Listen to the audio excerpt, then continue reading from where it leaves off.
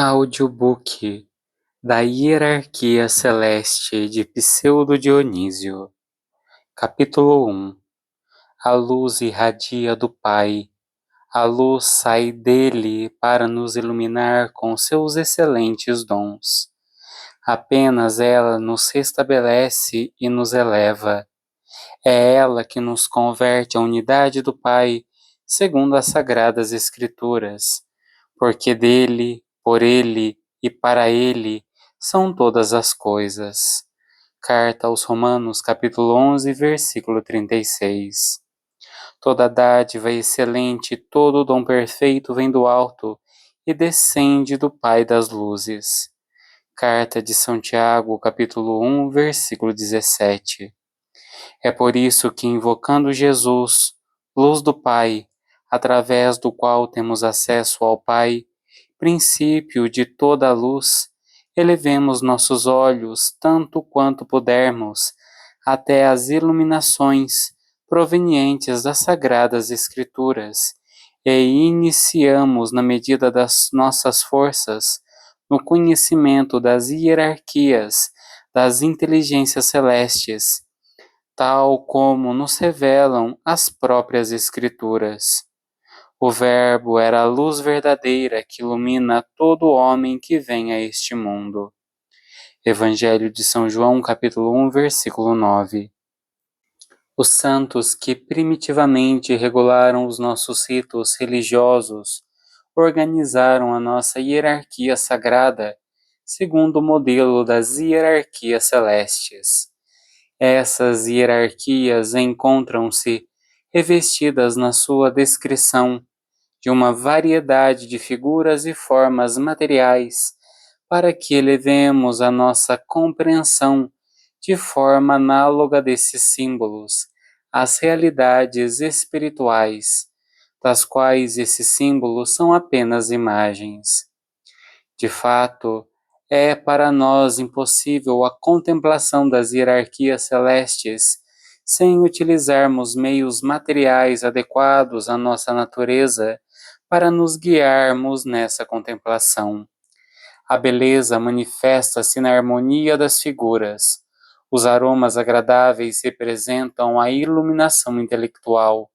A luz material representa a efusão de luz imaterial, e a recepção da Santa Eucaristia manifesta a participação em Jesus. A nossa própria hierarquia imita a hierarquia celeste, o tanto quanto possível, enquanto instituição humana, a fim de que ela entre em colegialidade com o sacerdócio angélico. Capítulo 2. É necessário que elevemos a nossa compreensão a partir das alegorias com as quais as inteligências celestes nos são representadas nas Sagradas Escrituras, a fim de não deduzirmos como pensaria qualquer pessoa desprevenida, que as inteligências celestes têm vários pés e vários rostos, que elas se assemelham ao gado como os bois, que apresentam o aspecto selvagem do leão, o bico curvo da águia, ou ainda que possuem asas e penas como as aves. Não devemos imaginá-las como rodas inflamadas girando no céu, como guerreiros a cavalos armados de lanças, nem sob outras formas que as Sagradas Escrituras nos transmitem através de uma variedade de símbolos reveladores. Seus teólogos aplicaram essa imaginação poética às inteligências celestes, foi porque tiveram em conta o caráter humano de nossa inteligência, a fim de nos proporcionarem um meio de elevação espiritual adaptado à nossa natureza. Se aceitarmos essas alegorias como figurações de realidades que não podemos conhecer nem contemplar, julgaremos que as imagens usadas pelas Sagradas Escrituras para representar as inteligências celestes são inadequadas ao seu objeto, que os nomes atribuídos aos anjos não correspondem, senão muito parcialmente às realidades que sugerem. Contrapomos que, para materializar os anjos, os teólogos deveriam ter utilizado imagens tanto quanto possível adequadas ao seu objeto, utilizando substâncias que consideramos como sendo as mais nobres, ao invés de ligar a essas realidades uma multiplicidade de figuras retiradas do que poderia ser considerado como pertencendo às mais baixas realidades terrestres. Assim, a alegoria seria mais rica de ensinamentos espirituais e não nos arriscaríamos a ofender a dignidade das potências divinas. Com efeito, não seríamos levados a imaginar que o céu está cheio de rebanhos de leões, manadas de cavalos, bandos de pássaros e de outros animais com essas alegorias inadequadas. Mas, se procurarmos a verdade, está claro para nós que os autores sagrados tiveram cuidado providencial de simultaneamente dar expressão contida a tudo isso que os nossos contraditores consideram ultraje às potências divinas e nos pouparão dos riscos de uma ligação excessiva a tudo que tais símbolos podem ter de baixo e vulgar. Se é necessário dar figura ao desfigurado, dar forma ao que está sem forma, não é somente porque somos incapazes de contemplar diretamente essas realidades, mas porque convém às passagens místicas das Sagradas Escrituras ocultar sobre a forma de enigmas a santa e misteriosa unidade dessas inteligências que não pertencem a este mundo. Porque nem todos são santos, e como dizem as Sagradas Escrituras, mas nem em todos há ciência. Primeira carta de São Paulo aos Coríntios, capítulo 8, versículo 7. Quanto ao caráter inadequado das imagens escriturísticas, é necessário responder a essa objeção afirmando que a revelação do sagrado se faz de dois modos. O primeiro modo procede por imagens adequadas ao seu objeto. O segundo modo, pelo contrário, passa pela inadequação das imagens, que modela, levada até a extrema incredibilidade, até o absurdo.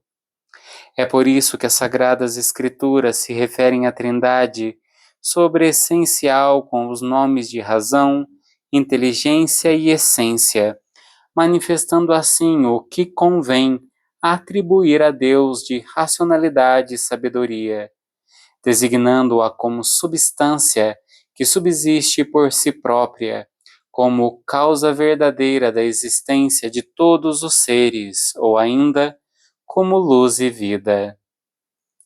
Essas designações são seguramente mais santas e parecem de algum modo superiores às imagens materiais, mas na realidade elas são menos deficientes que as outras se pretender significar toda a verdade da própria divindade que está para lá de toda a essência e de toda a vida e que não se caracteriza por nenhuma luz, da qual nenhuma razão e nenhuma inteligência pode dar uma imagem autêntica. É por isso que também acontece de celebrar-se nas mesmas escrituras a Trindade, representando-a de um modo que não é desse mundo, por imagens que não se lhe assemelham de modo algum. Elas descrevem-na como invisível, ilimitada e incompreensível, não procurando significar o que ela é, mas o que ela não é. A meu ver, essa segunda maneira de celebrar a Santíssima Trindade lhes convém melhor, porque, seguindo a tradição sagrada, nós temos razão em dizer que ela não é nada do que são os outros seres, e nós ignoramos essa indefinível sobre essência que não se pode pensar nem dizer. Assim, as negações são verdadeiras no que concerne aos mistérios divinos, enquanto que toda afirmação pela positiva permanece inadequada. Convém mais ao caráter secreto daquele que permanece em si próprio incomum não revelar o invisível, a não ser através de imagens, sem semelhança com o seu objeto. Portanto, longe de humilhar as legiões celestiais, as alegorias honram-nas, porque mostram até que ponto essas legiões, que não pertencem a este mundo, excluem toda a materialidade. A utilização de figuras sagradas de natureza mais elevada nos induziria mais facilmente a erros, porque elas nos levariam a imaginar as essências celestes como figuras de ouro, ou como seres luminosos lançando raios, ou como seres de bela estatura, revestidos de suntuosas vestes, repletas de esplendor, ou sobre todas as outras formas do mesmo gênero, de que a teologia fez uso para representar as inteligências celestes. O que falava comigo tinha uma cana de ouro de medir, para medir a cidade, as suas portas e o muro. Apocalipse de São João, capítulo 21, versículo 15. Como estivessem olhando para o céu, quando ele ia subindo, eis que se apresentaram junto dele dois personagens vestidos de brancos. Atos dos Apóstolos, capítulo 1, versículo 10. E, fixando nele os olhos, todos os que estavam sentados no conselho viram seu rosto como o rosto de um anjo. Atos dos Apóstolos, capítulo 6, versículo 15. Passados 40 anos, apareceu-lhe no deserto do Monte Sinai um anjo na chama de uma sarça que ardia. Atos dos Apóstolos, capítulo 7, versículo 30. Porque um anjo do Senhor desceu do céu e, aproximando-se, revolveu a pedra e sentou-se sobre ela. O seu aspecto era como um relâmpago, a sua veste branca como a neve. Evangelho de São Mateus, capítulo 28, versículos 2 ao 3.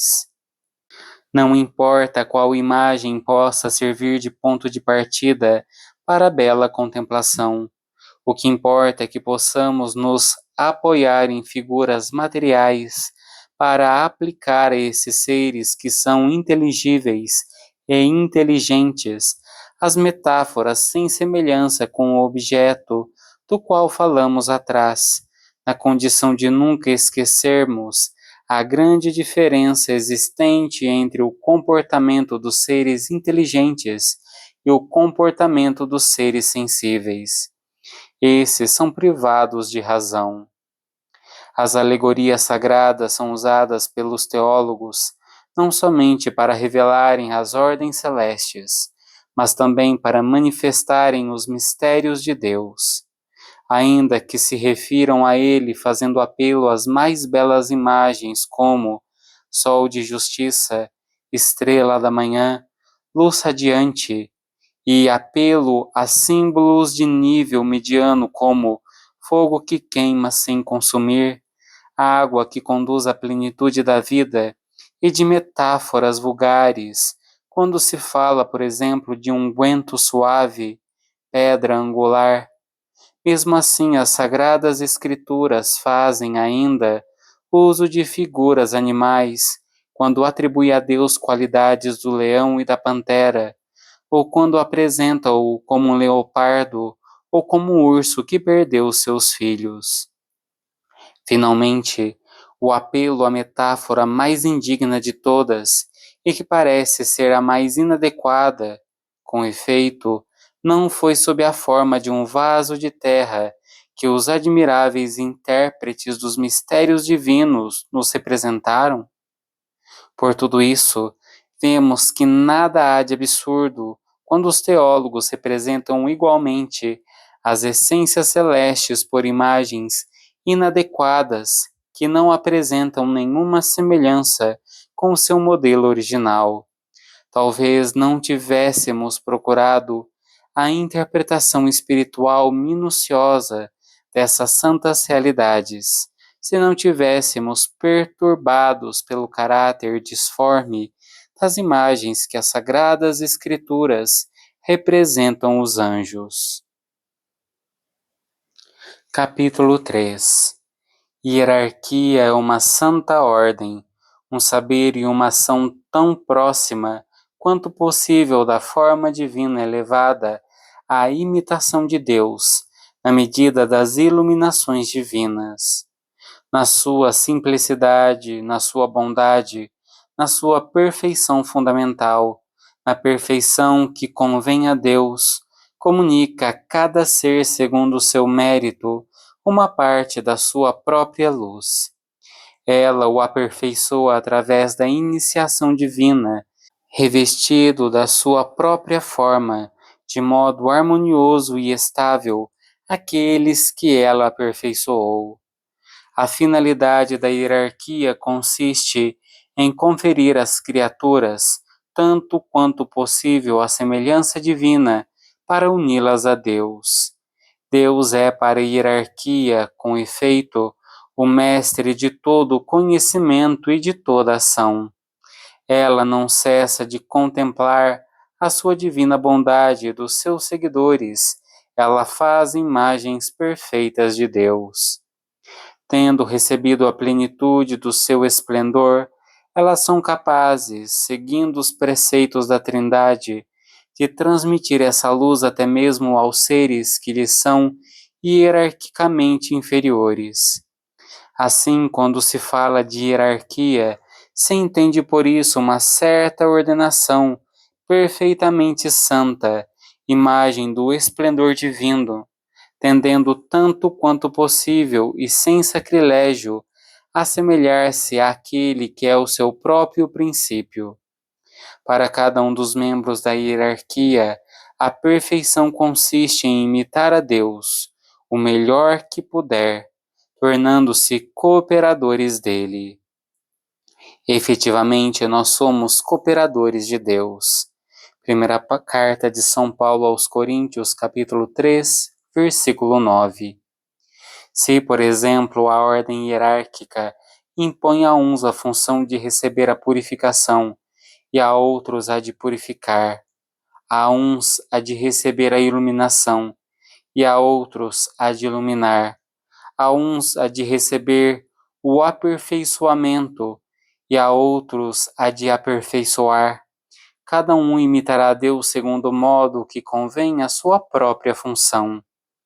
Convém que os purificados se libertem de toda impureza e de toda dissemelhança, que os iluminados recebam a plenitude da luz divina e que elevem a sua inteligência até atingirem a capacidade de contemplar, que os perfeitos tenham abandonado toda imperfeição e tomem parte da perfeição dos iniciados, e que os iluminadores, com inteligências mais transparentes que as outras, difundam essa luz por todos os lados e por todos aqueles que forem dignos dela.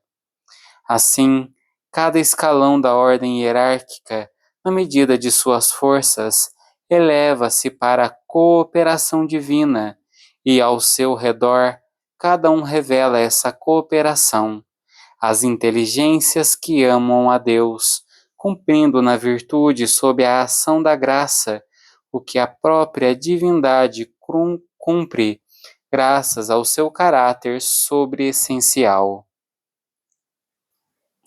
Capítulo 4.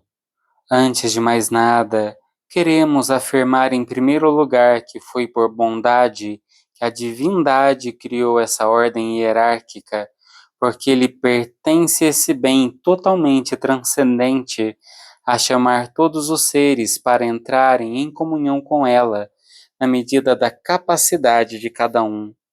É por isso que tudo que existe tem alguma relação com a divindade, a causa universal, porque sem a participação nela, que é a essência e o princípio de todo ser, nada existiria.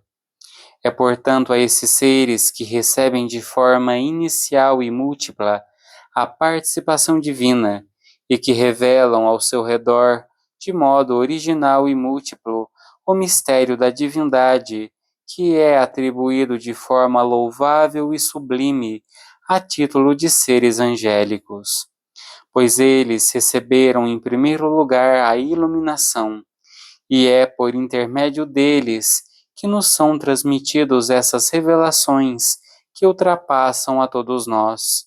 Como ensina a teologia, a lei nos foi transmitida pelos anjos. Para que é então a lei? Foi acrescentada por causa das transgressões, até que viesse a descendência a quem tinha sido feita a promessa, e foi promulgada pelos anjos na mão de um mediador. Carta de São Paulo aos Gálatas, capítulo 3, versículo 19.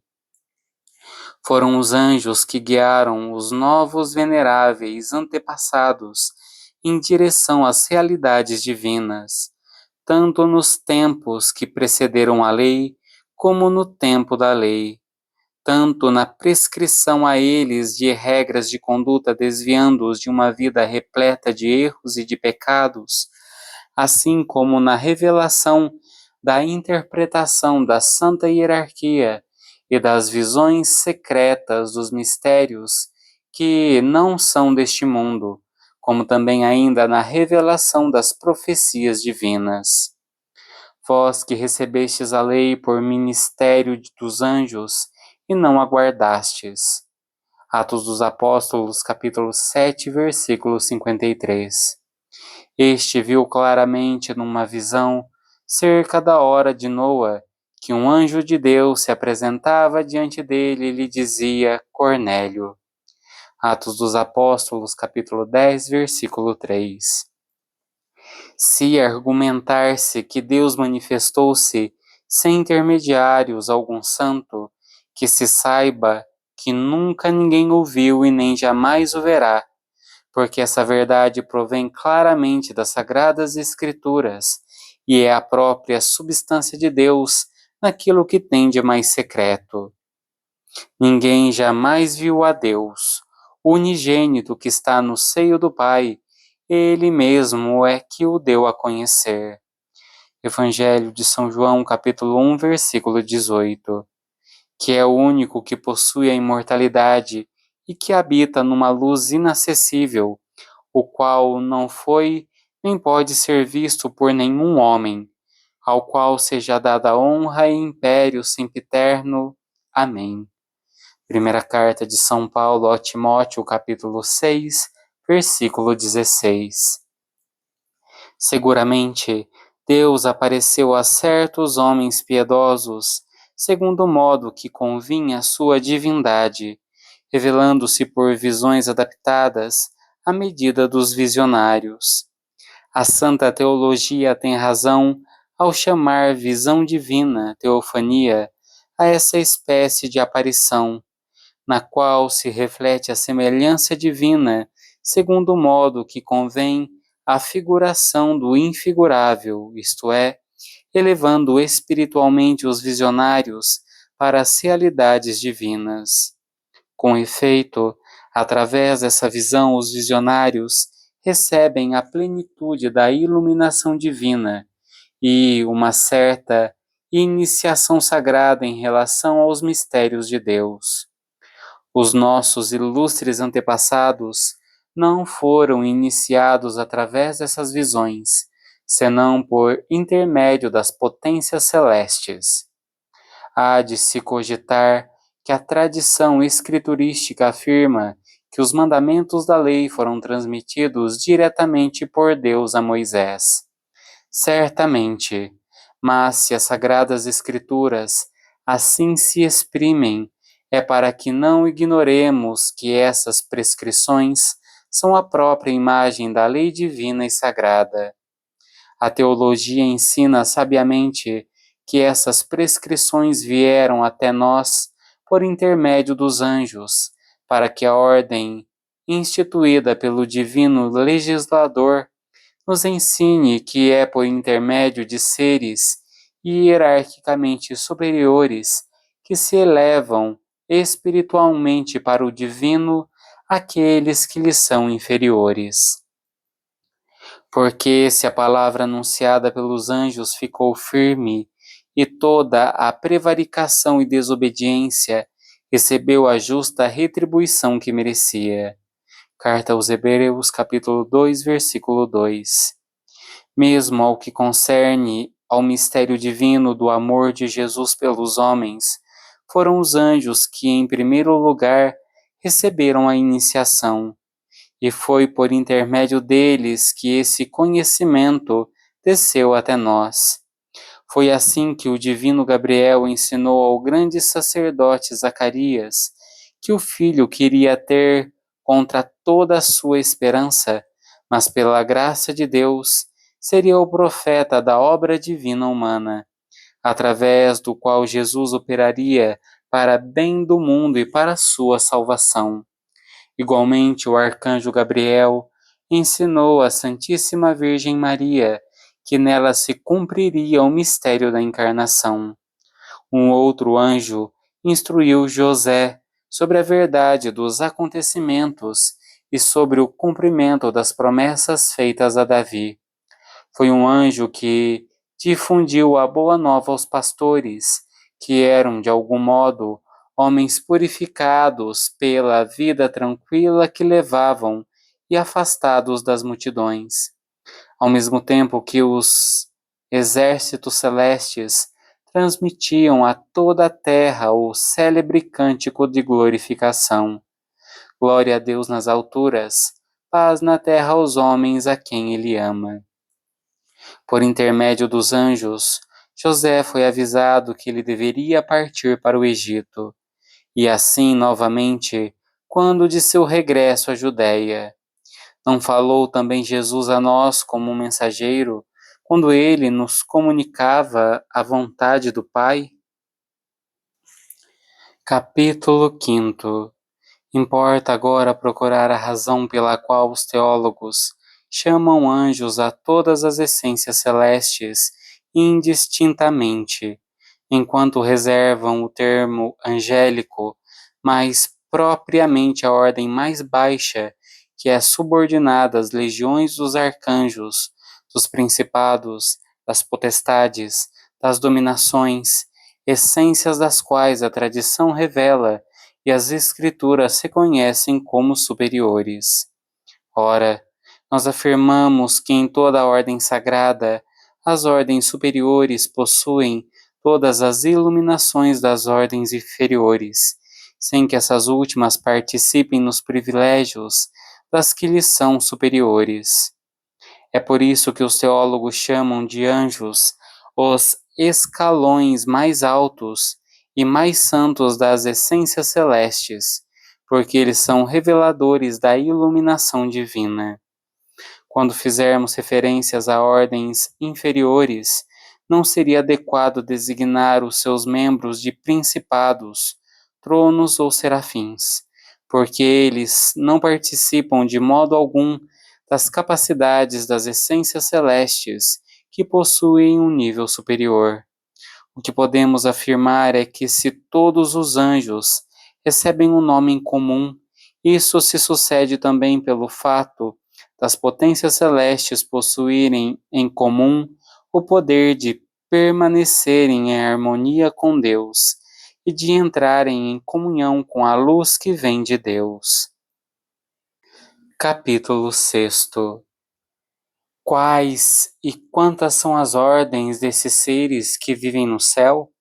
Como é que cada hierarquia recebe a sua consagração ou seu aperfeiçoamento?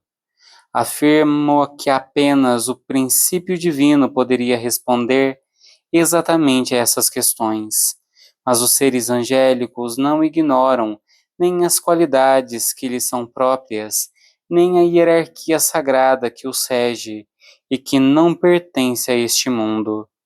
É impossível conhecermos os segredos das inteligências que vivem no céu, a menos que Deus nos revele por intermédio dessas mesmas inteligências. as quais não ignoram a sua própria natureza. Portanto, não faremos nada de nossa própria autoria e nos contentaremos em expor, na medida dos nossos conhecimentos, essas visões angélicas, tal como os santos teólogos as contemplam e tal como elas a nós se revelam. Os seres angélicos dividem-se em 3 ordens e possuem 9 nomes. A primeira ordem rodeia a Deus de modo permanente e está unida a Ele constantemente. Ela está em primeiro lugar e não possui nenhuma mediação. São os tronos santíssimos e os batalhões notáveis por seu número de olhos e de asas, que recebem os nomes de querubins e serafins. Eles têm uma proximidade de Deus superior a todos os outros. Essa ordem de 3 batalhões formam uma só e constituem a primeira hierarquia de nível igual. A segunda ordem compõe-se de virtudes, dominações e potestades, constituindo a segunda hierarquia. A terceira ordem constitui a última hierarquia celeste e é a ordem dos anjos, arcanjos e principados. Capítulo 7. Todos os nomes atribuídos às inteligências celestes designam capacidades para eles receberem a semelhança divina. Querubim em hebraico significa aquele que arde. Significa também massa de conhecimento e refusão de sabedoria. A primeira hierarquia é a mais sublime de todas e, graças à sua proximidade com Deus, recebe primeiro que as outras as aparições dele, e os seus nomes revelam o modo como se ligam a ele. Os serafins têm como qualidades especiais o movimento perpétuo em torno dos segredos divinos, o calor, a profundidade, o ardor de um constante movimento que não conhece diminuição, o poder de elevarem eficazmente as suas semelhanças aos que lhes forem inferiores, comunicando-lhes o mesmo ardor, a mesma chama e o mesmo calor. Eles têm o poder de purificarem a evidente e indestrutível aptidão para conservarem a sua própria luz, o seu poder de iluminação e a faculdade de abolirem todas as trevas. Os querubins designam aptidões a conhecerem e a contemplarem a Deus, a receberem os mais altos dons de sua luz, a contemplarem na sua potência primordial o esplendor divino, a acolherem em si a plenitude dos dons que transmitem sabedoria e a comunicá-los em seguida às essências inferiores, graças à expansão da própria sabedoria que lhes foi transmitida.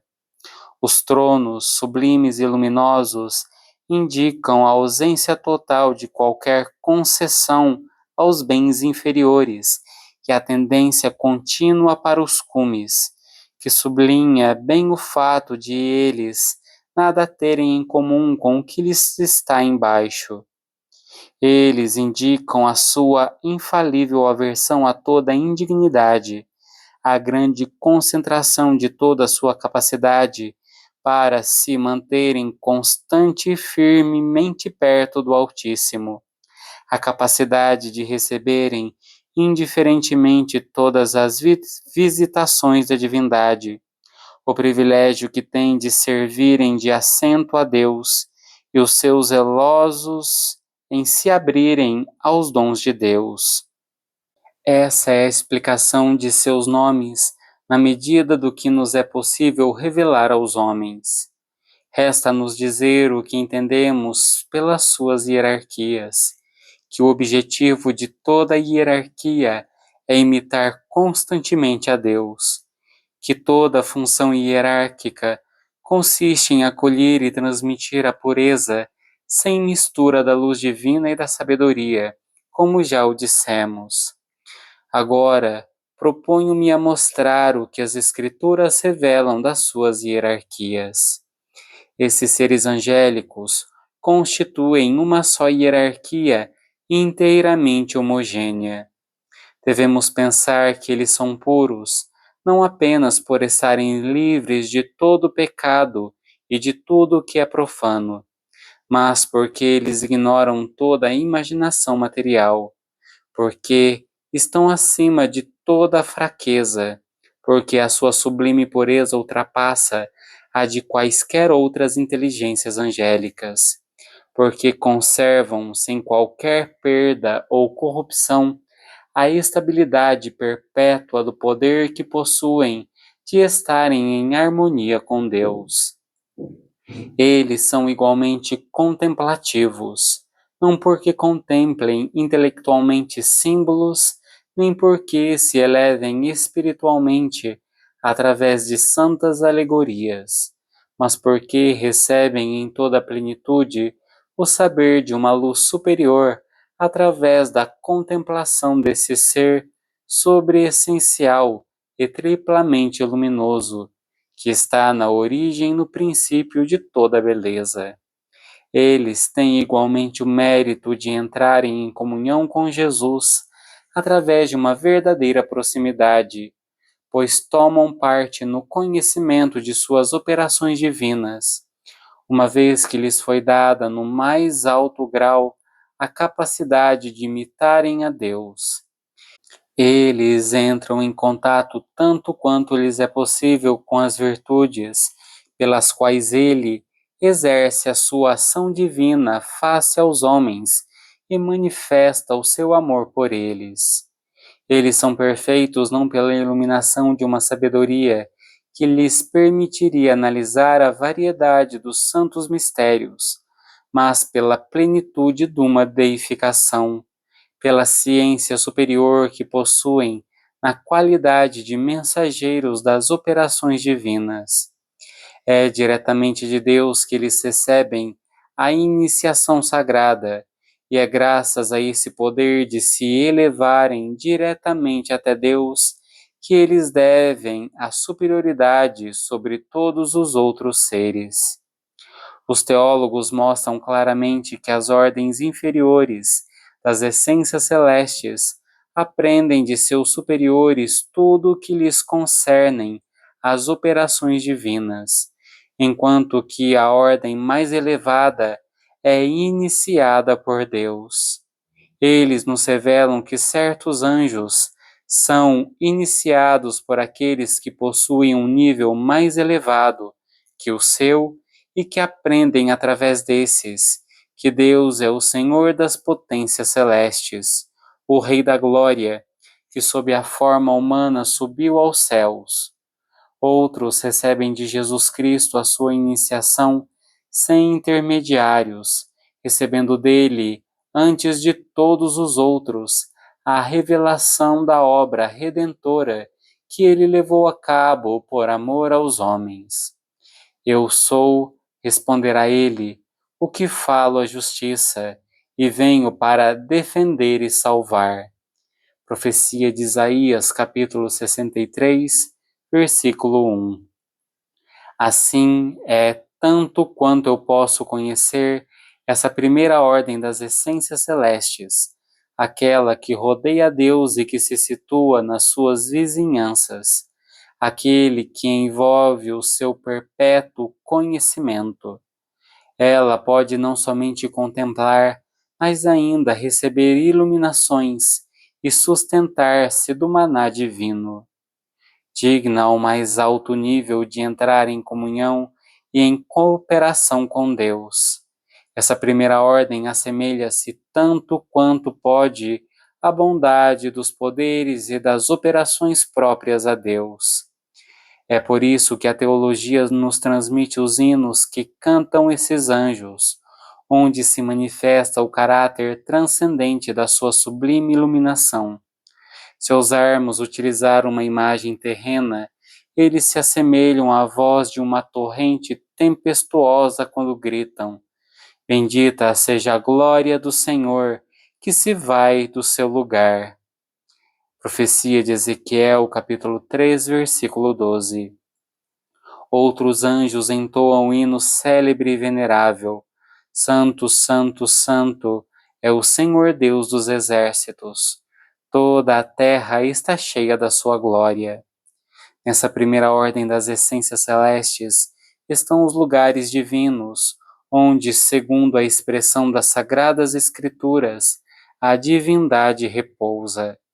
Essa ordem ensina também aos outros anjos que a divindade é una entre as pessoas, e que ela exerce a sua providência benfeitora desde as essências que vivem no céu até as mais baixas criaturas terrenas, pois ela é o princípio e a causa de toda a essência, e é ela que envolve o universo inteiro de modo sobreessencial, um abraço irresistível. Capítulo 8. Abordaremos agora a segunda ordem das inteligências celestes, iniciando-os no conhecimento das dominações, virtudes e potestades. Cada uma dessas denominações revela a forma própria de cada inteligência angélica de imitar e se configurar a Deus. O nome das santas dominações significa a elevação espiritual livre de qualquer compromisso terreno, tal como convém a uma entidade incorruptível e verdadeiramente livre, tendendo com firme vigor para o verdadeiro princípio de toda dominação, recebendo ela e os seus subordinados, à medida das suas forças, à semelhança do Senhor, e participando do princípio constante divino de toda dominação. No que concerne às santas potestades, o seu nome indica uma certa vigorosidade corajosa em todos os atos pelos quais se configuram a Deus. Uma vigorosidade que exclui qualquer enfraquecimento de forças no recebimento das iluminações divinas que lhe é outorgada, uma vigorosidade que se eleva corajosamente até a imitação de Deus e que não abandona a ascensão à forma divina e cujo olhar permanece rigidamente direcionado para a fonte de toda a potestade sobreessencial, porque essa vigorosidade torna-se imagem da potestade, da qual ela assume a forma, ligando-se a ela com todas as suas forças, para fazer descer sobre as essências inferiores o seu processo dinâmico e deificante. O nome das virtudes indica que ela tem o nível igual das dominações e potestades. Ela é disposta harmonicamente e sem confusão para receber os dons divinos. Ela indica ainda que o poder intelectual que lhe pertence é perfeitamente ordenado e que, longe de abusar do seu poder, ela se eleva harmoniosamente para as realidades divinas, conduzindo na sua bondade as essências inferiores e imitando tanto quanto pode a virtude fundamental, que é a fonte de toda virtude, sem deixar de difundi-la na medida de sua capacidade. Eis como a segunda hierarquia das inteligências celestes manifesta sua identidade com Deus. É assim que ela se purifica, se ilumina e se aperfeiçoa graças às iluminações divinas que lhe são transmitidas pelos membros da primeira ordem hierárquica. Essa tradição que se transmite regularmente de anjo a anjo simbolizará a nós essa perfeição que, vinda de longe, se confunde descendo progressivamente do primeiro ao segundo nível.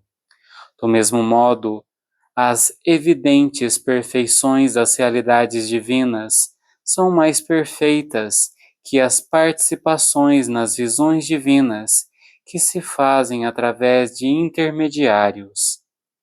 Assim, parece-me que a participação imediata das ordens angélicas que mais se aproximam de Deus é mais clara que a dos anjos, cuja iniciação é imediata.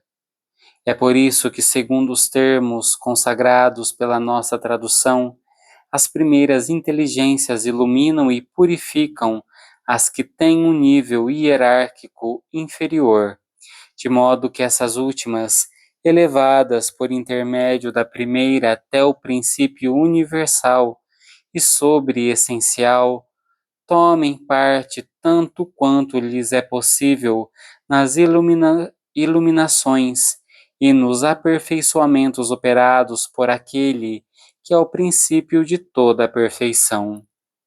A lei universal pela qual as essências celestes da segunda ordem participam por intermédio das de primeira ordem nas iluminações divinas é instituída pelo princípio divino. Deus, no seu amor paternal pelos homens, depois de ter corrigido Israel para convertê-lo e reconduzi-lo ao caminho da salvação, livrou-o em primeiro lugar da bárbara vingança das nações, a fim de assegurar o aperfeiçoamento aos homens submetidos à sua providência, e praticou em seguida o ato de libertá-lo de seu cativeiro e de devolvê-lo à sua antiga felicidade. Como diz as Sagradas Escrituras, segundo a visão de um de seus teólogos, Zacarias, parece ter sido um anjo da primeira ordem, daqueles que vivem junto de Deus, que recebeu do próprio Deus as palavras consoladoras. Foi enviado ao encontro do primeiro um outro anjo, pertencente aos níveis inferiores, para receber e transmitir a iluminação, e que, uma vez iniciado na vontade divina, confiou ao teólogo a santa nova de que Jerusalém refloresceria e que multidões de homens a repovoariam. Um outro teólogo, Ezequiel, declara que essa lei foi santamente instituída por Deus e que a sua glória mais elevada do que qualquer outra, ele comanda os querubins. Esses são os mesmos animais que eu vi debaixo de Deus de Israel, junto do rio Cobar, e conheci que eram querubins. Ezequiel capítulo 10, versículo 20. Deus, no seu amor paternal pelos homens, e querendo punir Israel para os ensinar, ordenou por um ato de justiça que os inocentes fossem separados dos responsáveis. É o primeiro dos querubins que, segundo o texto sagrado, recebe a santa ordem e se reveste de um manto que cai até os pés, como símbolo da sua função sagrada. Em seguida, somente o princípio divino de toda a ordem prescreve ao primeiro dos anjos que o segredo da decisão divina seja transmitido àqueles anjos que usam armas destruidoras. Lhe é ordenado ainda que atravesse toda a cidade de Jerusalém e marque os inocentes nas suas frontes. Aos outros anjos ele ordena: passai pelo meio da cidade, seguindo e feri. Não sejam compassivos os vossos olhos, nem tenhais compaixão alguma. O velho, o jovem e a donzela, o menino e as mulheres, matai todos, sem que nenhum escape. Mas não mateis nenhum daqueles sobre quem vires a tal. Começai pelo meu santuário. Começaram, pois, pelos anciãos que estavam diante da casa do Senhor. Profecia de Ezequiel, capítulo 9, versículos do 5 ao 6. E que dizer ainda daquele anjo que anunciou a Daniel: desde o princípio das tuas preces foi dada esta ordem, e eu vim para ta descobrir, porque tu és um varão de desejos. Tomas, pois bem, teu sentido no que vou dizer-te, e compreende a visão. Profecia de Daniel, capítulo 9, versículo 23. Ou daquele que recebe o fogo do meio dos querubins. E o Senhor falou ao homem que estava vestido de roupas de linho, dizendo: Vai ao meio das rodas que estão debaixo dos querubins. Enche a tua mão de carvões ardentes que estão entre os querubins e espalha-os sobre a cidade. Profecia de Ezequiel, capítulo 10, versículo 2. E ainda daquele que demonstra mais claramente a boa ordem que preside aos anjos. O querubim que toma o fogo e o põe nas mãos daquele que estava vestido de roupas de linho. Ezequiel capítulo 10, versículos 6 ao 7. Que dizer igualmente daquele que chamou o divino Gabriel e lhes disse: Ouve a voz de um homem no meio de Ulai, o qual gritou e disse: Gabriel, explica-lhe esta visão. Profecia de Daniel, capítulo 8, versículo 16. O que dizer, enfim, de todos os outros exemplos fornecidos pelos santos teólogos? Capítulo 9. Falta-me contemplar a terceira ordem que termina a hierarquia angélica e que se compõe de principados, arcanjos e anjos. Creio que, em primeiro lugar, é preciso explicar o sentido desses nomes sagrados. O nome dos principados celestes significa que eles possuem na ordem sagrada um princípio e uma hegemonia de forma divina, que eles possuem das potências de comando da mais alta conveniência o poder de se converterem inteiramente ao princípio que está acima de todo princípio e de conduzirem os outros para eles com uma autoridade primordial e de revelarem o princípio sobreessencial de toda a ordem pela harmonia do seu comando. Os santos arcanjos têm o mesmo nível que os principados celestes e formam uma única hierarquia juntamente com os anjos. A ordem dos arcanjos, graças ao seu lugar intermediário na hierarquia, participa dos dois extremos, uma vez que ela entra em comunhão com os principados e com os anjos. Em um dos extremos, ela participa no sentido de sua conversão ao princípio sobreessencial e lhe confere a unidade graças aos poderes invisíveis da harmonização. No outro extremo, ela participa no sentido de também pertencer ao nível dos intérpretes, recebendo hierarquicamente a iluminação por intermédio das potências do primeiro nível, transmitida aos anjos, e por intermédio desses, transmitida a nós, na medida em que cada um possa recebê-la através dos segredos divinos. Como já dissemos, os anjos terminam e completam a regra das inteligências celestes, porque são eles que possuem entre elas o mais baixo grau da qualidade angélica. E se nós os designarmos por anjos, e precisamente porque por seu intermédio se manifesta a sua hierarquia mais claramente aos nossos olhos. A ordem superior, tronos, querubins e serafins, mais próxima pela sua dignidade do santuário secreto, inicia misteriosamente a segunda ordem, aquela que se compõe das dominações, potestades e virtudes, que, por outro lado, comanda os principados, arcanjos e anjos. A segunda ordem revela os mistérios menos secretamente que a primeira ordem, mas menos abertamente que a última. A função reveladora pertence à ordem dos principados, arcanjos e anjos. É ela que, através dos graus da sua própria ordenação, preside as hierarquias humanas, a fim de que se produzam de modo ordenado a elevação para Deus, a conversão, a comunhão, a união e ao mesmo tempo o movimento que provém de Deus, que gratifica liberalmente todas as hierarquias e dons e as ilumina, fazendo com que essas hierarquias humanas entrem em comunhão com essa função reveladora.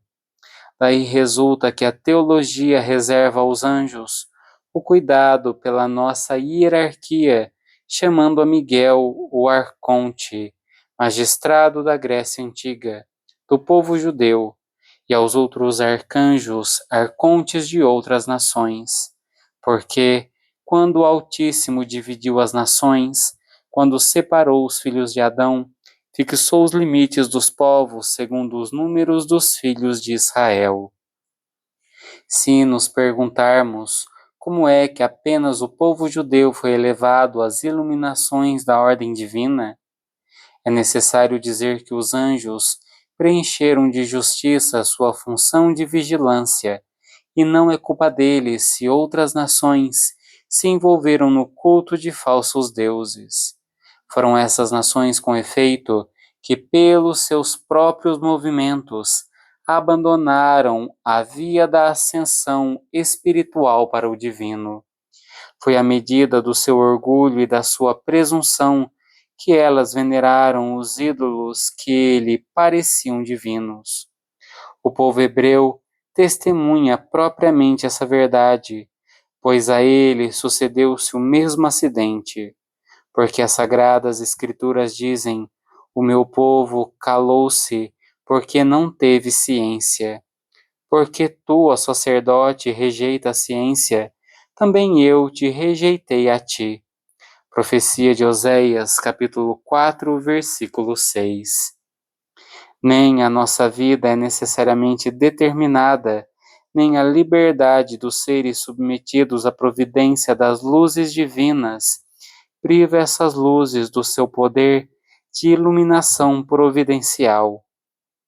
Mas é a suficiente assimilação das visões e da sabedoria que por elas é transmitida que impede toda participação nos dons luminosos da bondade paternal e constitui obstáculo à sua difusão, na medida em que torna as comunicações desiguais, pequenas ou grandes, obscuras ou claras, enquanto que a fonte radiante permanece única e simples, sempre idêntica a si própria e superabundante.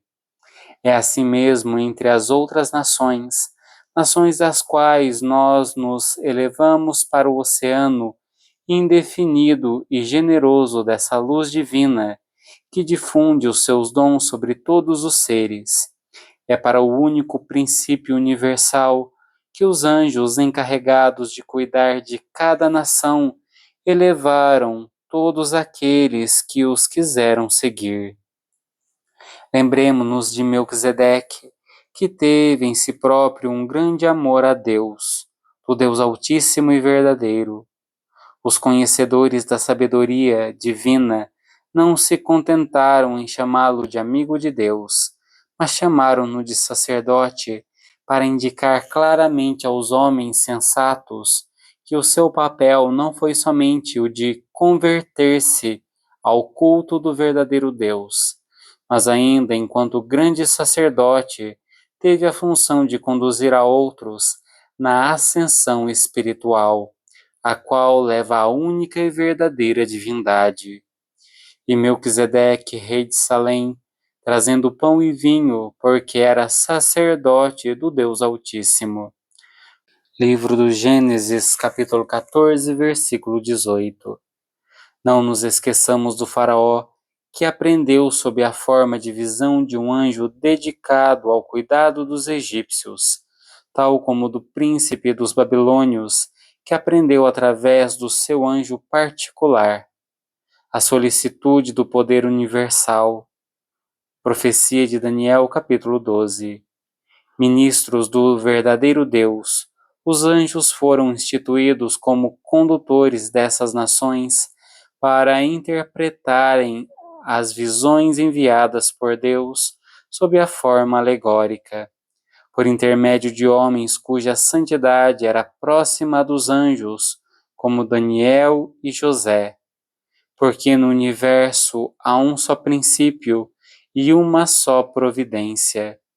Não poderíamos imaginar que Deus partilhasse o governo do povo judeu com anjos ou falsos deuses.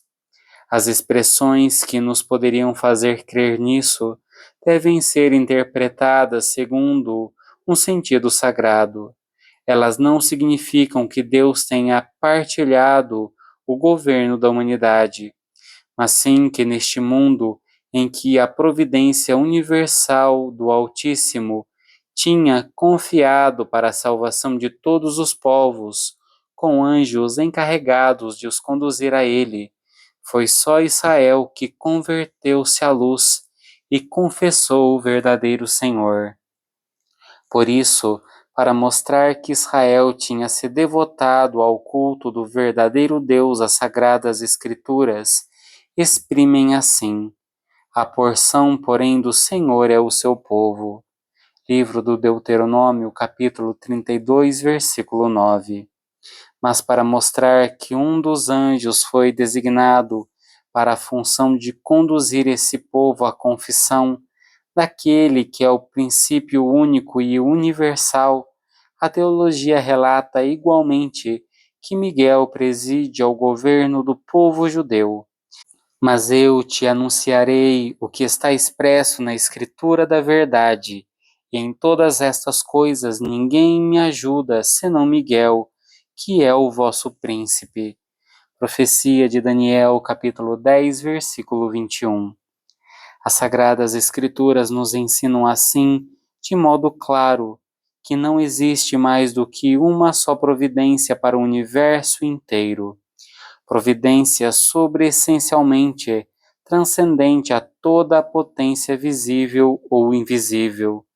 Na medida do possível, todos os anjos dedicados a cada nação elevam para essa providência aqueles que o seguem de bom grado. Capítulo 10.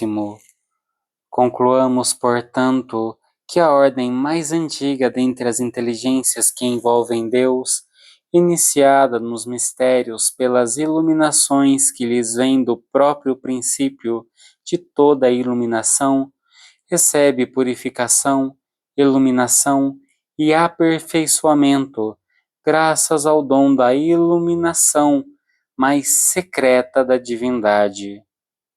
Depois dessa, e proporcionalmente à sua natureza, vem a segunda ordem, depois a terceira, e por último a hierarquia humana. Todas as ordens se elevam hierarquicamente para o princípio fundamental de toda a harmonia. Elas são reveladoras e mensageiras das que as precedem.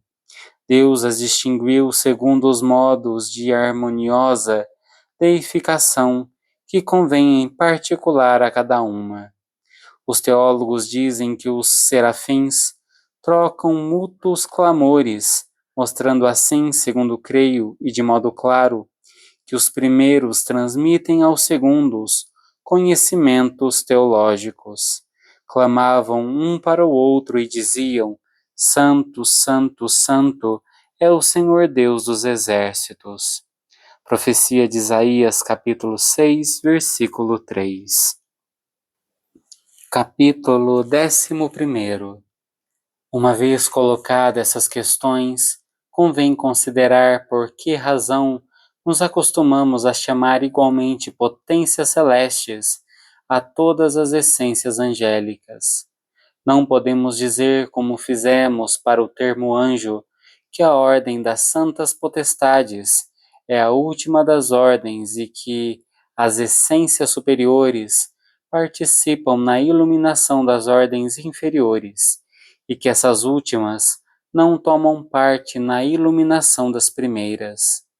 Tal explicação não justificaria a extensão do nome de potestades celestes a todas as inteligências divinas dos serafins, dos tronos ou das dominações, em virtude do princípio segundo o qual as ordens inferiores não participam nas propriedades das superiores.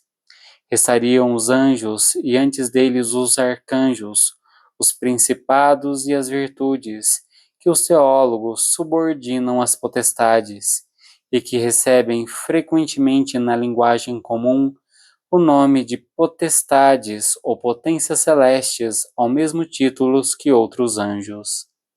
Ao usar o nome de potestades para designar todas as essências, não introduzimos nenhuma confusão nas propriedades de cada ordem. No seio de todas as inteligências divinas, distinguimos com efeito três qualidades: a essência, a potência e o ato. Se nos ocorre designá-las indistintamente por essências ou potências celestes, importa considerar que o fazemos por rodeio de palavras e não se trata de atribuir na totalidade as essências subordinadas à eminente propriedade das santas potestades. Como já foi dito, as ordens superiores possuem as propriedades das inferiores, porque somente uma parte das iluminações primordiais é transmitida às ordens inferiores, à medida de suas capacidades. Capítulo 12. Vejamos um outro problema que é colocado a quem quer que se envolva no estudo escriturístico minucioso.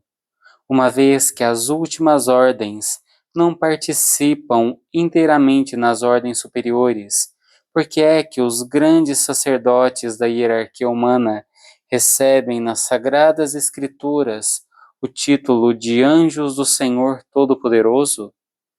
Porque os lábios dos sacerdotes serão os guardas da ciência, da sua boca se há de aprender a lei, porque ele é o anjo do Senhor dos Exércitos. Profecia de Malaquias, capítulo 2, versículo 7, e Apocalipse de São João, capítulo 2, versículo 1. Creio que o uso desse termo não contradiz as definições dadas até o momento. Quando se diz que as inteligências da terceira ordem falta a inteira potência integral e sublime que pertence às ordens mais antigas, entende-se que elas participam na medida de suas forças numa comunhão única e universal, harmoniosa e sintética. Assim é, por exemplo, que se a ordem dos querubins participa numa sabedoria mais elevada, as legiões formadas de essências inferiores participam também na sabedoria, mas de forma mais parcial. A participação geral na sabedoria é a característica comum a todas as inteligências que vivem em conformidade com Deus. O que não é comum é o caráter mais ou menos imediato e primordial dessa participação, grau que se define para cada essência na medida de suas próprias capacidades. Essa verdade pode ser aplicada sem risco a todas as inteligências divinas, porque assim como as primeiras ordens possuem as propriedades de suas subordinadas, também as últimas possuem as propriedades das suas superiores, não do mesmo modo, mas de modo inferior.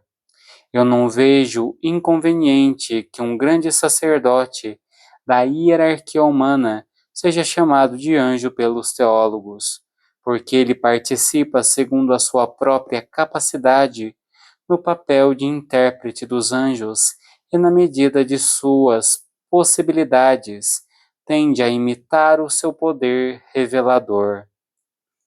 Notaremos que a teologia concede o título de deuses às essências celestes e chama também deuses aos homens que se distinguem pelo seu amor a Deus e pela sua santidade. Jacó pôs àquele lugar o nome de Fanuel, dizendo: Eu vi a Deus face a face, e a minha alma foi salva. Livro do Gênesis, capítulo 32, versículo 30. E o Senhor disse a Moisés: Eis que te constituí Deus do Faraó, e Arão, teu irmão, será teu profeta. Livro do Êxodo, capítulo 7, versículo 1. Eu disse, sois deuses. Salmo 81, versículo 6. Ora, o mistério divino é transcendente. O seu caráter sobreessencial separa-o de todas as coisas, e nenhum ser vivo merece em propriedade ser nomeado do mesmo modo.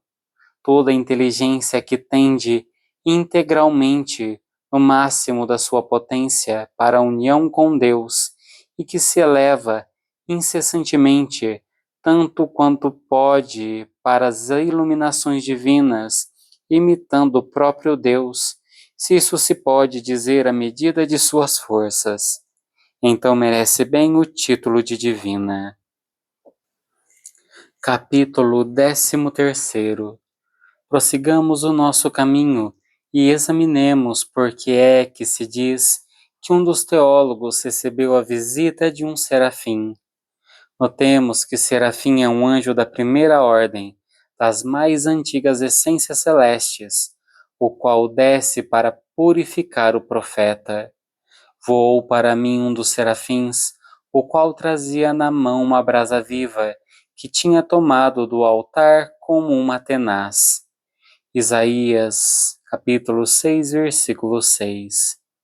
Alguns intérpretes respondem que, em virtude da definição já dada aos nomes que se atribuem em comum a todas as inteligências, as Sagradas Escrituras não afirmam que a inteligência que desce para purificar o teólogo pertence a essa ordem superior que se situa próxima a Deus, mas que se trata de um dos anjos que nos são designados a título de ministro sagrado, encarregado da purificação do profeta. Seria um desses anjos que teria recebido por semelhança o nome de serafim, em virtude da operação que realiza, apagando pelo fogo os pecados que as Sagradas Escrituras enunciaram e restabelecendo na obediência de Deus aquele que tinha sido purificado. Assim, segundo esse estudo minucioso, as Sagradas Escrituras, falando simplesmente de serafim, não designam uma dessas inteligências que se situam nas proximidades de Deus, mas designam outra das potências purificadoras que nos são dedicadas. Um outro estudioso oferece uma solução referente a isso para nos tirar desse embaraço. Esse grande mensageiro que aparece ao teólogo para iniciá-lo nos segredos divinos, revelou a Deus e depois a hierarquia primordial, a santidade da sua própria operação purificadora. O estudioso que assim falava, afirmava que a potência divina se difunde por todo lado e penetra todas as coisas de modo irresistível, permanecendo misteriosa não somente pela sua total e sobreessencial transcendência, mas ainda pelo mistério pelo qual envolve todas as suas operações providenciais. Portanto, está claro que a potência divina se revela a quem quer que seja dotado de inteligência e que esteja à medida de suas capacidades receptoras. Tendo doado sua própria luz às essências mais antigas, ela usa em seguida o serviço dessas mesmas essências para transmitir essa mesma luz de modo harmonioso às essências de ordem inferior, segundo a aptidão visionária de cada ordem. Por outro lado, se preferirmos uma expressão mais clara, com imagens mais adequadas, temos a difusão do raio solar atravessa mais facilmente a primeira matéria, que é mais transparente que todas as outras. Através dessa matéria, o seu próprio esplendor brilha de modo mais visível. Mas quando se depara com matérias mais opacas, a sua potência de difusão se obscurece, porque as matérias penetradas resistem pela sua própria natureza à passagem da efusão luminosa, e essa resistência aumenta progressivamente ao ponto de quase impedir inteiramente a passagem do raio luminoso. Pela mesma razão, o calor do fogo transmite-se melhor nos corpos que são mais aptos a recebê-lo e que, pelo seu movimento interno de ascensão, se aproximam mais da sua semelhança, mas logo que se aproxima de substâncias refratárias, a sua chama permanece sem efeito, ou pelo menos não deixa mais do que um ligeiro traço. O melhor ainda é dizer, o fogo não atua sobre substâncias que não têm afinidade com ele, a não ser por intermédio de corpos já familiarizados, de modo a fazer o fogo chegar aos objetos inflamáveis, e somente em seguida atravessar deles aquela água ou outra substância rebelde à combustão. É através dessa lei harmoniosa que rege toda a natureza, que o princípio maravilhoso de toda a ordem visível e invisível manifesta originalmente por efusão benfeitoras a chamada da sua própria luz às essências superiores, que por seu intermédio, aquelas que vêm depois delas participam na luz divina.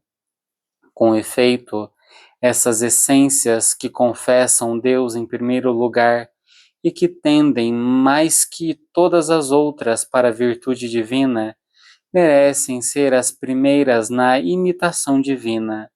São elas que, na sua bondade, distribuem generosamente às ordens inferiores esse esplendor que as penetra, que por sua vez as distribuem às ordens subordinadas. É assim que gradativamente a que precede distribui a seguinte a luz divina que ela própria recebeu, a qual se distribui providencialmente sobre todas as essências à medida das suas capacidades. Capítulo 14. O que significam os números atribuídos tradicionalmente aos anjos? Mas ainda é conveniente a meus sentidos refletir sobre essa tradição escriturística que atribui aos anjos os números de 1000 vezes 1000 e 10.000 vezes 10.000. Profeta Daniel, capítulo 10. Retornando sobre eles mesmos e multiplicando por eles mesmos os números mais elevados que nós conhecemos, para nos revelar claramente que o número das legiões celestes para nós escapa de todas as medidas. Tal é, com efeito, a multidão desses exércitos bem-aventurados, que não são deste mundo, que ela ultrapassa a ordem débil e restrita de nossos sistemas de numeração material, e que só pode ser conhecida e definida pela sua própria inteligência e sua própria ciência, que não são desse mundo, mas que pertencem ao céu, e que elas receberam como dom perfeitamente generoso da tearquia, pois essa tearquia conhece o infinito. Ela é a fonte de toda a sabedoria, o princípio comum e supraessencial de toda a existência, a causa que dá classificação de essência a todo ser, a potência que contém e o termo que abarca a totalidade do universo. Capítulo 15. Quais são as imagens figurativas das potências angélicas? O fogo, a forma humana, os olhos, o nariz, as orelhas, a boca, o tato, as pálpebras, as sobrancelhas, a flor da idade, os dentes, os ombros, os braços, as mãos, o coração, o peito, o dorso, os pés, as asas, a nudez, a vestimenta, os véus brilhantes, o manto sacerdotal, os cintos, os bastões, as lanças, os machados, as correntes, os ventos, as nuvens, o bronze, o âmbar, os coros, os aplausos, as nuanças das pedras coloridas, a forma de leão, aquela do boi e da águia, os cabelos, os mantos cavalares, os rios, os carros, as rodas e a alegria que se atribui aos anjos. Continuando nossa reta, eis o que nos resta dizer. O olho de nossa inteligência vai afrouxar, se você vê bem, o esforço pelo qual ele se ensaiava de maneira angélica nas mais altas visões. Nós vamos descer de novo aos planos da divisão e da multiplicidade, para a diversidade polimórfica das figuras que os anjos assumem. Retornaremos em seguida aos nossos passos e subiremos das imagens para a simplicidade das essências celestes. Mas saiba, primeiramente, Maurício de Guadlac acrescenta aqui somente isso, que as interpretações guardadas das imagens figurativas revelam, às vezes, que as mesmas ordens das essências celestes tanto iniciam quanto são iniciadas, que aquelas das últimas ordens iniciam e que aquelas da primeira ordem são iniciadas e que elas possuem todas, como se diz, potências superiores, médias e inferiores, sem que, portanto, exegese desse gênero tenha nada de racional. Com efeito, pretender que todas juntas tais ordens sejam iniciadas por aquelas que as precedem e que essas últimas recebam delas a mesma iniciação, ou ainda, que as superiores, iniciando as inferiores, sejam a seguir iniciadas por aquelas mesmas que elas iniciaram, seria o puro absurdo e a confusão total. Mas afirmando-se que as mesmas essências iniciam e são iniciadas, nós não entendemos por essa afirmação que elas iniciam as mesmas que as iniciaram. Nós apenas queremos dizer que cada uma delas é iniciada por aquelas que as precedem e que, ao mesmo tempo, elas iniciam aquelas que as seguem. Não há então nenhuma inconveniência em afirmar que as figurações sagradas que as Escrituras nos apresentam podem se atribuir às vezes sem modificação, propriamente e verdadeiramente, às vezes às potências primeiras, às vezes às médias, às vezes às últimas. Por exemplo, o poder de se elevar ao alto por um movimento constante de conversão, aquele de executar em torno de si próprio uma indefectível revolução, conservando suas próprias potências, o poder de participar na potência providencial, comunicando-se processivamente com as ordens inferiores. Tudo isso convém, sem mentir, a todas as essências celestes, algumas todas as vezes, como se disse muitas vezes, de modo eminente e total, as outras de modo parcial e inferior. É necessário que abordemos agora o problema colocado e que comecemos a elucidação das figuras, procurando o porquê da teologia, como se pode constatar, situar as alegorias tiradas do fogo quase acima de todas as outras. Você notará, com efeito, que ela não só nos apresenta rodas de fogo, mas ainda animais com brasas de fogo ardente e homens com semelhança de fogo. Ela imagina em volta das essências celestes mãos cheias de brasas acesas, Ezequiel capítulo 10, versículo 2, e rios de fogo, Daniel capítulo 7, versículo 10. Ela afirma em outra passagem que os tronos são de chama de fogo, Daniel capítulo 7, versículo 9, e invoca a etimologia da palavra serafins para declarar que essas inteligências superiores são incandescentes e para lhes atribuir as propriedades e os atributos do fogo. No total, quer se trate de alta ou de baixa hierarquia, é sempre para as alegorias tiradas do fogo que vão suas preferências. Me parece que, de fato, é a imagem do fogo que revela melhor o modo pelo qual as inteligências celestes se conformam a Deus.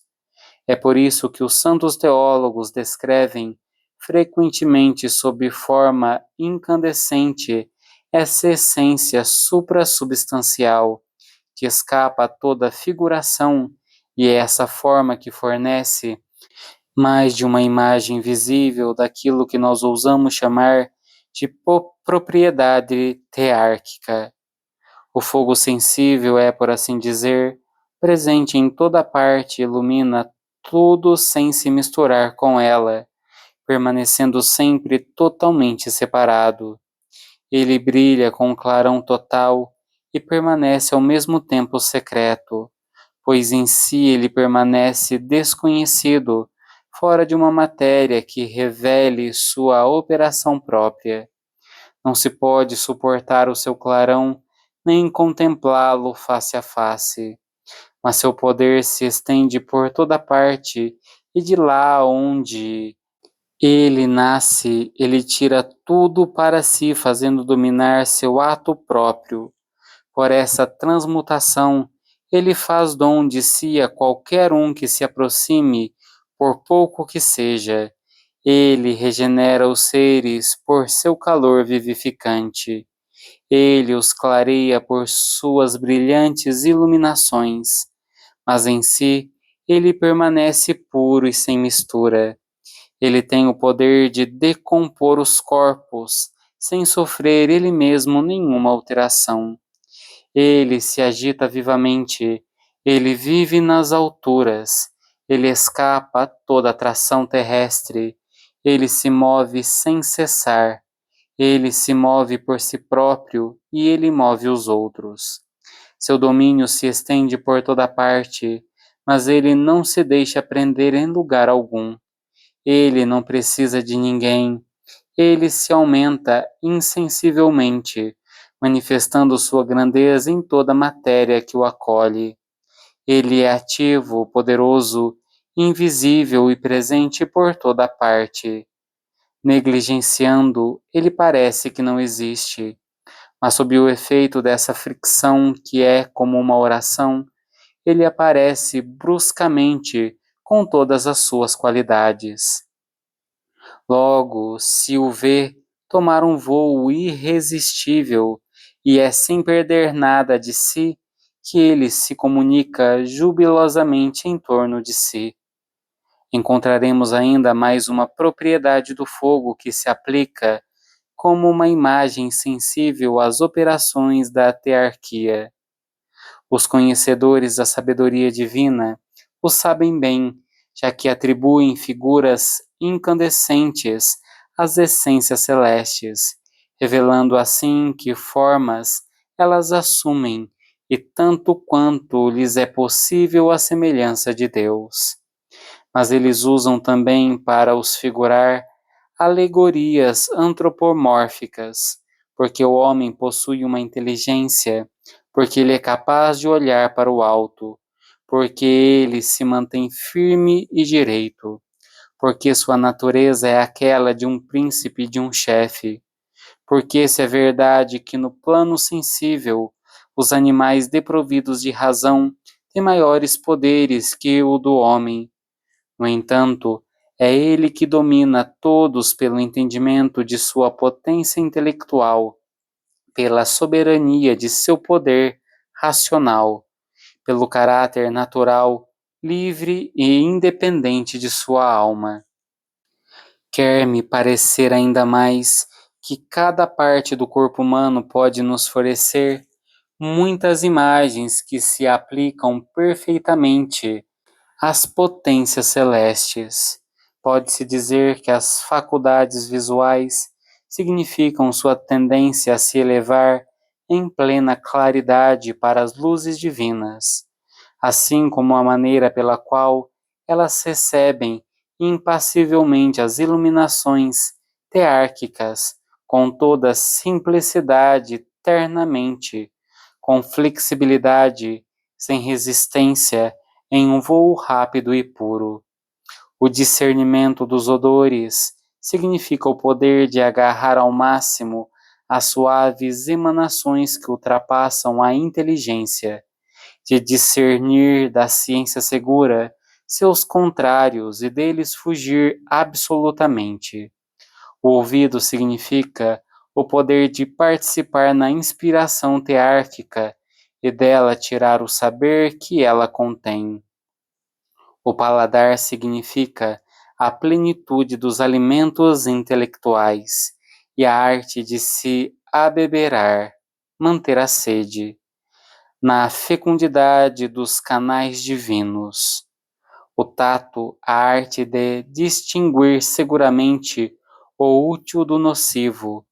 As pálpebras e as sobrancelhas, o cuidado com o qual elas conservam as visões intelectuais de Deus. A adolescência e a juventude, a constante floração das potências vitais. Os dentes, a perfeição com a qual eles dividem o alimento que eles recebem, pois cada essência intelectual, tendo recebido de uma essência mais divina em dom, a intelecção unitiva a divide e a multiplica providencialmente para elevar espiritualmente tanto quanto possa a essência inferior daquela que ele é encarregada. As espáduas, ombros, os braços e as mãos representam o poder de fazer, de agir, de operar. O coração é o símbolo de uma vida conforme a Deus e que espalha em sua bondade sua própria potência vital sobre os seres submetidos à sua providência. O peito revela a muralha inexpugnável, ao abrigo da qual um coração generoso espalha seus dons vivificantes. O dorso figura a reunião de todas as potências que engenharam a vida.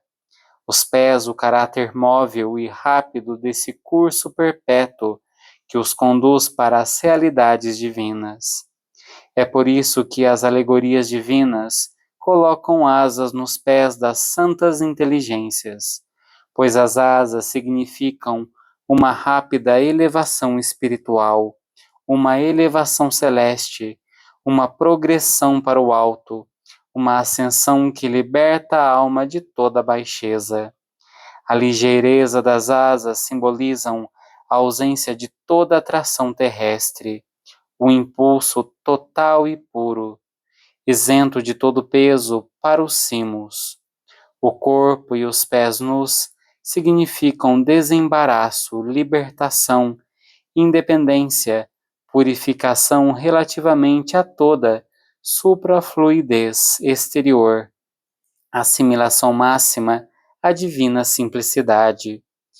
Mas como a sabedoria, toda junta, una e variada, veste sua nudez e as representa como portadoras de equipamentos, é necessário explicar agora, tanto quanto pudermos, as santas vestimentas e os instrumentos sagrados que se atribuem às inteligências celestes. Eu penso que a toga luminosa e incandescente significa a forma divina. Segundo o simbolismo do fogo, essa potência de iluminação que elas extraem da morada celeste que lhes foi determinada e que é o próprio lugar da luz. Enfim, o caráter totalmente inteligível da iluminação delas e totalmente intelectual da visão delas. A toga pontifical significa o poder de se elevar espiritualmente até os espetáculos divinos e místicos, e aí consagrar uma vida inteira. Os cinturões significam o cuidado com o qual elas conservam suas potências genéticas, o poder que elas têm de recolher, de unificar suas potências mentais reentrando nelas mesmas e se dobrando novamente, harmoniosamente ou facilmente, sobre si no círculo indefectível, infalível da própria identidade delas. As varas representam o poder real, a soberanidade, a retitude com a qual elas conduzem todas as coisas a seu acabamento. As lanças e os machados, sua arte de discriminar o que é estrangeiro, a sutileza, a atividade e a eficácia de suas potências de análise. Os equipamentos dos geômetras e dos arquitetos, seu poder de fazer fundação, de edificar e de acabar, e em geral, tudo que concerne a elevação espiritual e a conversão providencial de seus subordinados. Acontece também às vezes que os instrumentos com os quais os representamos simbolizam os julgamentos de Deus a respeito dos homens, uns representando as correções disciplinares ou os castigos merecidos, outros representando o socorro divino em circunstâncias difíceis, nos incêndios, a fim da disciplina ou do retorno à anterior felicidade, ou ainda o dom de novos benefícios, pequenos ou grandes, sensíveis ou intelectuais. Em suma, uma inteligência perspicaz não ficaria embaraçada em fazer corresponder os sinais visíveis às realidades invisíveis. Acrescentemos que os chamados ventos, para mostrar a rapidez com a qual elas agitam por toda parte de maneira quase instantânea, o vai e vem do alto para baixo e de baixo para o alto, pelo qual elas elevam suas subordinadas até o cimo mais alto, e pelo que elas inclinam suas superiores a descer progressivamente para se comunicarem com as essências inferiores e exercer a providências delas para com estas últimas. Poder-se-ia dizer também que o nome de vento, que significa um espírito aéreo, revela a maneira pela qual as inteligências divinas vivem em conformidade com Deus, pois esse nome contém a imagem e a marca da atividade teárquica, como foi mostrado mais explicitamente na teologia simbólica, dando a exegese dos 4 elementos, graças a seu movimento natural e vivificante, graças à indomável impetuosidade de sua marcha adiante, graças ao mistério para nós incognoscível dos princípios e dos fins de seu movimento. Não sabes, diz a Escritura, de onde vem, nem para onde vai. Evangelho de São João, capítulo 3, versículo 8. Mas a Escritura se apresenta também sob a forma de nuvens. Ezequiel, capítulo 10, versículo 4, para significar assim que as santas inteligências contêm de um modo que não é daqui de baixo a plenitude da luz secreta, que tendo recebido em primeira mão e sem orgulho excessivo a efusão primordial dessa luz, elas a transmitem às suas subordinadas em segunda mão e de modo generoso, tanto quanto essas últimas possam receber.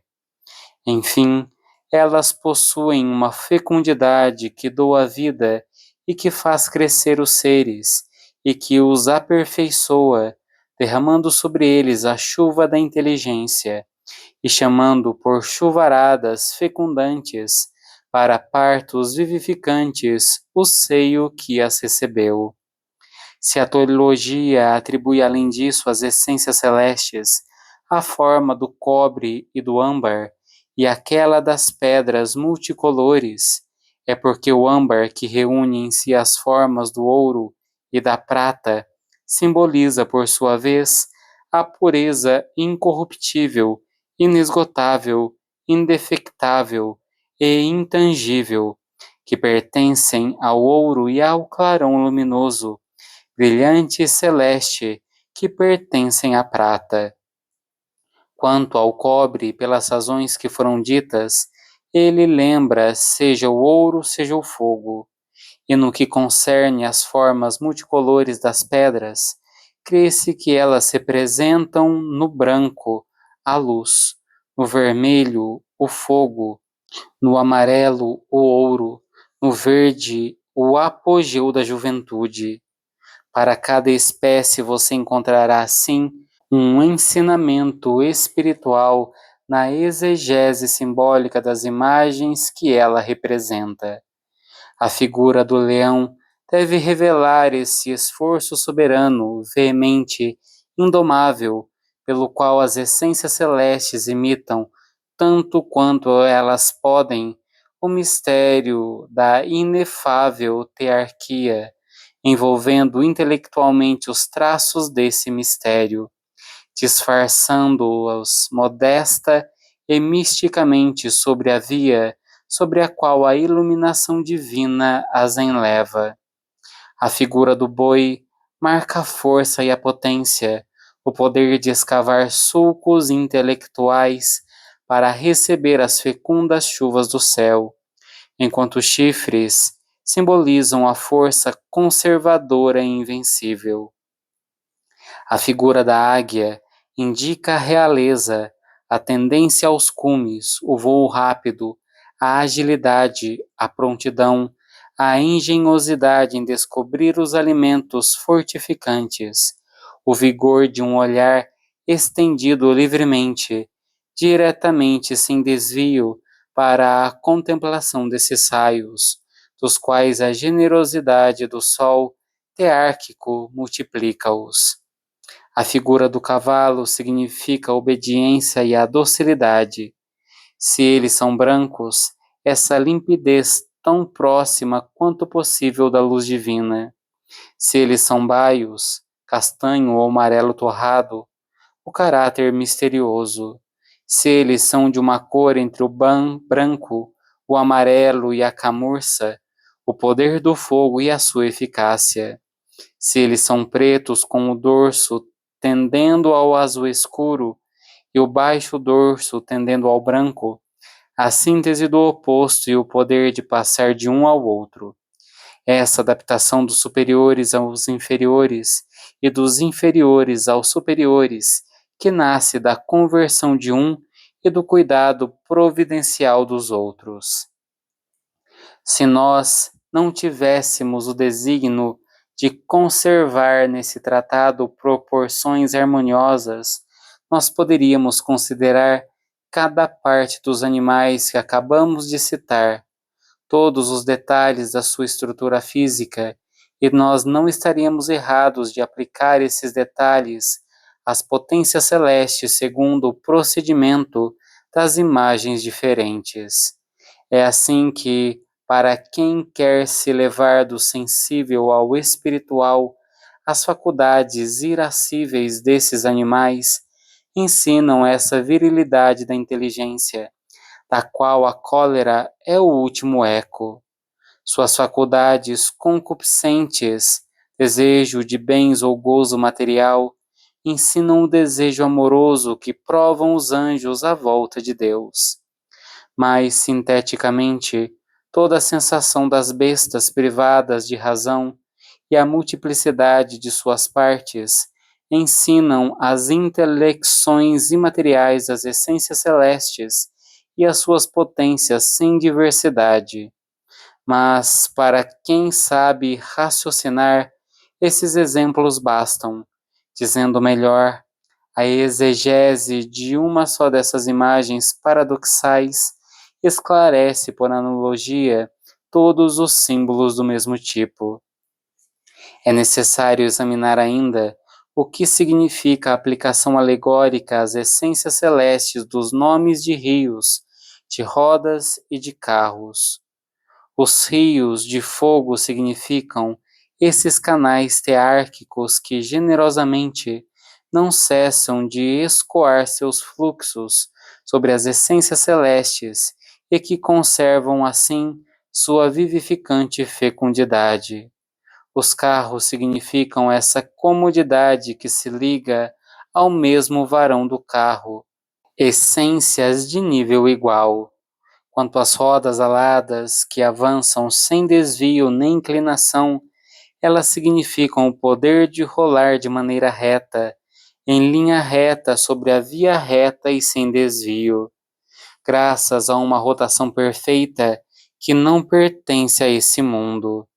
Mas a alegoria sagrada das rodas da inteligência se presta ainda a uma outra exegese que corresponde a um outro ensinamento espiritual. Como diz com efeito o teólogo, deu-se a elas o nome de Galga, que em hebreu significa ao mesmo tempo revolução e revelação. Ezequiel capítulo 10, versículo 13. Essas rodas inflamadas e que recebem a forma divina têm o poder de rolar sobre elas mesmas, porque elas se movem perpetuamente em torno do imutável bem. Elas têm também o poder de revelar, pois elas iniciam nos mistérios e elas elevam espiritualmente as inteligências de baixo, ao mesmo tempo que fazem descer as iluminações mais elevadas até as mais humildes. Resta-nos explicar o que as Escrituras entendem quando elas falam da alegria das ordens celestes. Essas ordens, com efeito, não saberiam de maneira nenhuma sentir as volúpcias apaixonadas que os homens conhecem. O que se quer dizer, por consequência, é que elas participam da alegria divina por ocasião do retorno de pecadores. Elas experimentam uma felicidade calma e verdadeiramente divina, uma felicidade boa e sem inveja, ao vigiar providencialmente e ao salvar aqueles que se convertem a Deus, uma alegria inefável, a qual adveio com frequência também a homens santos, graças às visitações deificantes das iluminações divinas. Tais são minhas explicações concernentes às alegorias sagradas. Se elas estão distantes de revelar exatamente as iluminações, elas ao menos economizarão, eu penso, a humilhação de nos prendermos ao caráter imaginativo desses símbolos. Mas se nos reprovassem o fato de não termos feito menção a todas as potências, a todos os atos, a todas as alegorias que as Escrituras contêm relativamente aos anjos, nós teríamos o direito de justificar algumas de nossas omissões, reconhecendo que nós ignoramos a ciência das realidades que não são desse mundo e que, para nos conduzir a essa ciência, nos fizeram falta as luzes de um iniciador. Quanto a outras omissões concernentes a questões análogas àquelas que nos tratamos, elas se explicam pelo duplo cuidado de não entender nosso tratado para outras medidas e respeitar o nosso silêncio a respeito de mistérios que nos ultrapassam. Deus abençoe.